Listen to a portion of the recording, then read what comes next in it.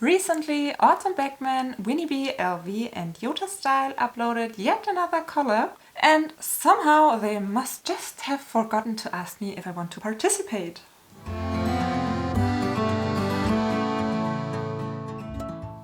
Hi and very welcome. My name is Mary, this is my channel Lumi Level Up, and I'm a luxury lover on an average income trying to be more mindful with my money. In the intro, of course, I was just kidding. Winnie might know about my existence because about half a year ago she filmed a bag flag tag video, which was a tag that I started. So if you're watching, hi girl! But for Autumn, I do watch a lot of her videos, I do comment every now and then, and I do get a response every now and then. But for me, she is already one of these unreachable bigger YouTubers. So I have no idea if she even knows that I exist out here fangirling. Autumn was a huge inspiration for me to start my own channel, since unlikely many other luxury YouTubers, she is so relatable. She doesn't live the social media perfect life and is on an average income, yet still celebrating and living her love for luxury. So if you're by chance watching this, thank you so much for being a real relatable human being with edges and quirks. The moment I started to do YouTube myself, I discovered some more great channels, smaller channels with real people that are relatable, so now I do have quite some more to watch. But in general, of course, YouTube is recommending more of the bigger YouTubers, which in the luxury community, of course, happen to be the ones with enormous collections and quite the funds to afford them. And don't get me wrong, it can be fun to watch these inspirational and aspirational videos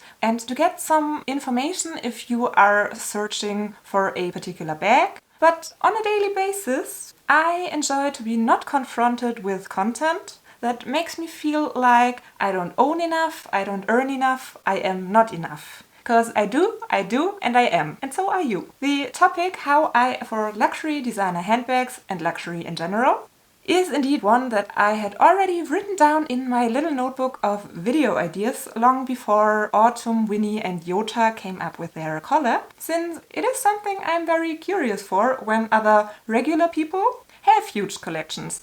And aren't we all a little bit nosy? Of course, I'm going to link all of their videos down in the description box, since already these 3 videos show that we are all different. What a surprise! We live in different circumstances, maybe different life situations, and of course there is not the one and only way how to afford luxury. I personally think it comes down to 2 main factors: the actual income, or let's not even say income, let's say assets and wealth. Because if you already sit on a huge pile of money, stocks and properties, you might not need the biggest income to live a financially quite carefree life. When yet again, of course, money, stocks and properties can generate you an income if handled correctly. The second main factor are priorities. If you don't care for luxury designer items at all, it might feel like you cannot even afford them, when in reality it's just something you do not even want to afford, because it is not worth the money to you. Maybe you prefer to spend on traveling, on a huge apartment, events, a whole lot of new fast fashion clothing every month, or eating out and partying a lot. Well, I guess the world was giving you quite a hard time then the past 2 years. Of course, I know that I'm already referring to a very small percentage of the world population that is privileged to live in the Western world with a regulated income. And of course I know even here are many people struggling to get food on the table for their families. That's not what I'm referring to in this video. I'm referring to the already very privileged middle class whose basic needs are fed and who do have a regular income and at least some spare money every now and then. So take this as a little disclaimer.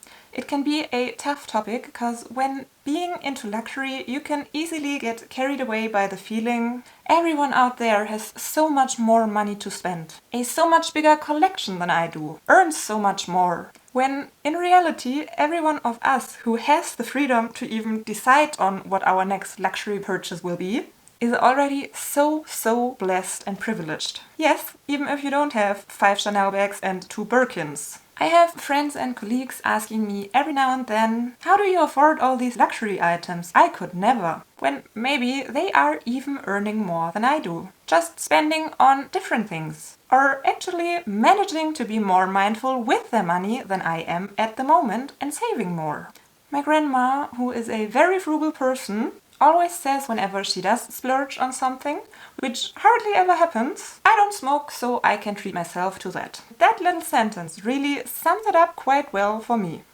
Of course, it doesn't have to be the concrete example of cigarettes, but we all tend to spend on one thing or another that others might consider as a total waste of money. And we all might save on a certain thing that many other people tend to spend on, because they are just not a priority for us. And so we can put that money towards something else, for example, luxury items. I think the personal situation is a very important factor as well. I am married, we have 2 full incomes and no children yet. Even though I don't spend any of my husband's money on any of my luxury pieces, we tend to share living expenses 50-50, but of course it is a huge safety net to even just know that he earns well and saves and invests most of his money. Not because I don't allow him to splurge on frivolous things, but because he generally enjoys to do so. So, in case I would financially struggle, he could help me out. Of course, you should never depend on a relationship when it comes to your finances. And I do have a big emergency fund for myself, as well as I am monthly saving for my retirement, and I do have my own portfolio of investments. But of course, I have to admit, in months where I shop a lot and spend a lot, the saving might be less than in months where I do not shop that much. You can't have it all. Well, probably you can, if you have a huge income. But as I always tell you in the intro, mine is average. So it comes down to my priorities, what I want to spend on and for what I want to save in a month. I never touch my savings or investments. I put them aside and I let them grow. And since I'm just in my early 30s, it might sound somewhat strange to say so, but I started very early. In my early 20s, I was really hustling a lot. I was working 3 jobs parallel and I lived at my parents' house for quite a long time throughout my whole bachelor's studies and some semesters of my master. University in Germany is free, so I don't have a student loan and I didn't have many expenses at all, so I was just saving and saving and saving. And since I started so early on, and I had worked a lot and didn't splurge that much, I have already been able to build something up. And that's as well why I feel way more free now to spend on luxury, even though I might earn less now than I did in the past with 3 incomes. And of course, I could keep working like crazy, doing several jobs parallel, to have even more money to spend and more money to save. But that's not worth it to me anymore. I've come to a point where I do value time way over money. And yet again, that might sound super stupid and strange, since I'm only in my 30s, but right now I do earn enough for my living and to spend on luxury every now and then. I don't want to work a crazy amount more just to be able to buy even more. I prefer much rather to try to step back and be more mindful. I know I already started with the right steps very early on, and if nothing super unforeseen happens, I should be quite safe. And I know that therefore I'm super blessed and privileged. Even though this mindset can be somewhat dangerous, a slippery field of feeling like I have already saved so much, I can spend everything I earn now. So I would really like to step back to saving even more again, because in the long run I know these bags won't save my standard of living, while saving and investing more can. So that's why there is this huge approach of trying to be more mindful with my money, which I don't feel super successful with lately, especially since I started this YouTube channel. I've been way better at this in my 20s. But to be honest, sometimes I feel like we just have to splurge on the things we enjoy because we don't know how much time we have left, and restricting ourselves all the time and saving every penny, waiting for later, maybe our retirement, to finally enjoy life and the fruits of our hard work might be too late because later might never come for us. But I'm getting way too philosophical here. This video was supposed to be about how I afford luxury. So I'll try to speed it up a little bit now, but I have a feeling this is going to be less of a "this are my streams of income" and that are areas where I don't spend, where most people do, but more of my general approach on what kind of luxury I spend and why. I try to avoid trends and only go for pieces that really speak to me, not just because I have seen them everywhere, and or that are timeless. Because if you want to stay on track with the trends, you will always find something new that will give you the feeling that you need it, and you will keep buying and buying and chasing, and it never feels like you have enough. Even with not going for trends, it can easily feel like it's never enough. I know that feeling very well, and I keep buying. But when you buy these super trendy, super hot items, at the moment they are super hot, they tend to lose a lot of their resale value very quickly.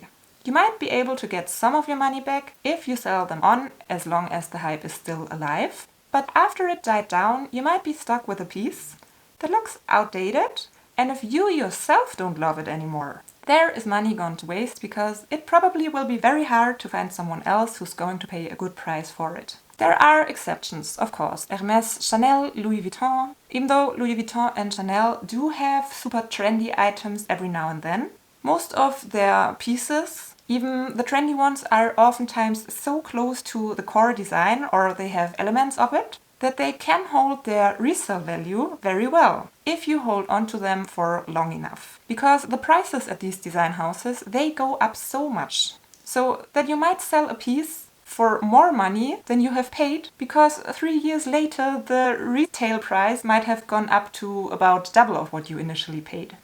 That's one of the reasons why I mainly stick to Louis Vuitton, because time and experience just had shown most of the items you buy from them will be stable. And if I ever really need that money, or I just don't love an item anymore and I want to sell it, I can do so and get my money back, and in many cases even earn something on top.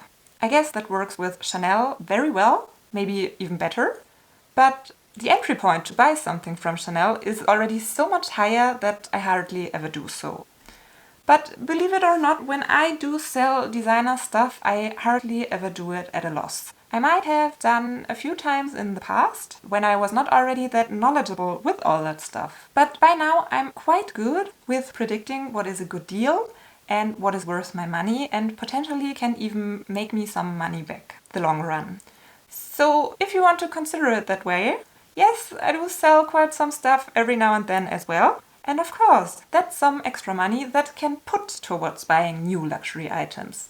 Sometimes I do buy from other brands as well, not just Louis Vuitton, but only if I consider the price as a really good one. So at a sale with a huge discount, at the outlet, or of course pre-love.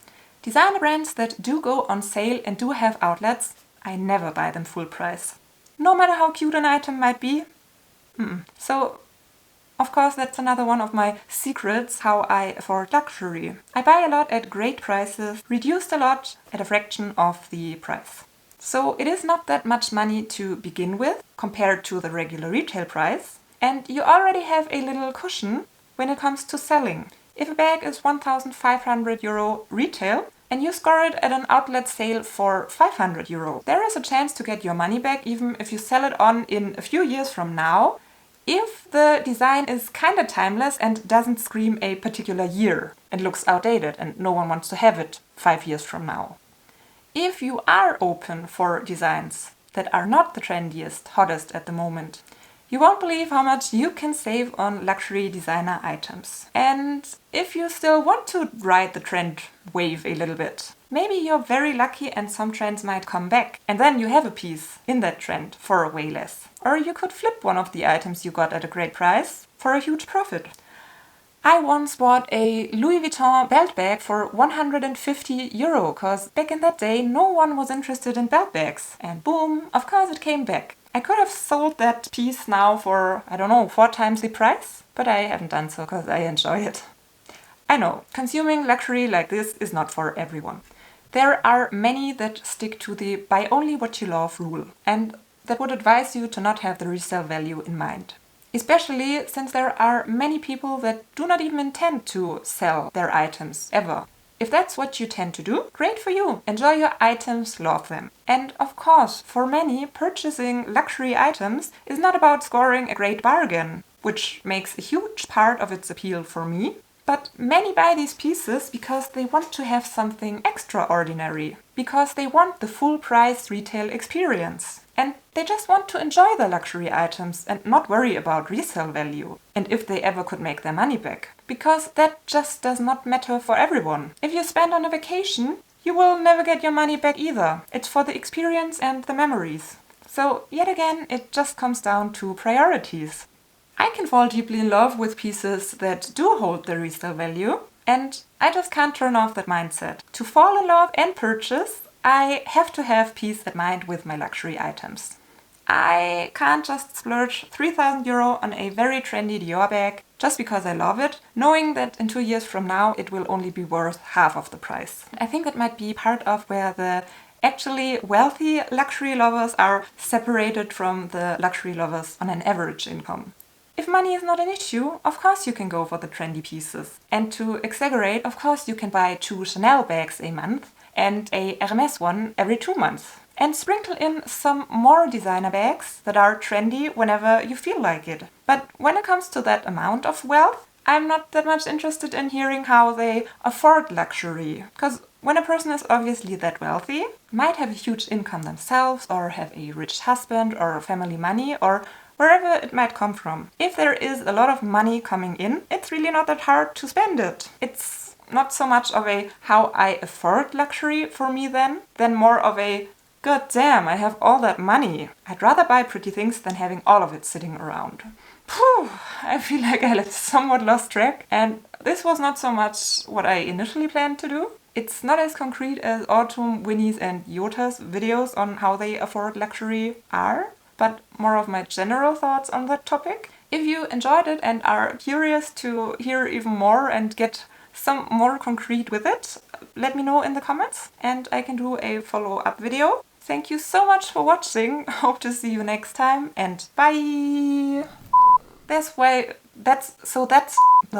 And restricting our saves, I have a video about 5 mindful money habits of which I really like the content, but unfortunately I was at a bachelorette party the day before I filmed it and I had a little hangover, so it's quite low energy. Not sure if you would be able to tell. I would recommend the video for the content and the tips, but if you watch it, maybe speed up the pace a little bit so that it gets more energetic.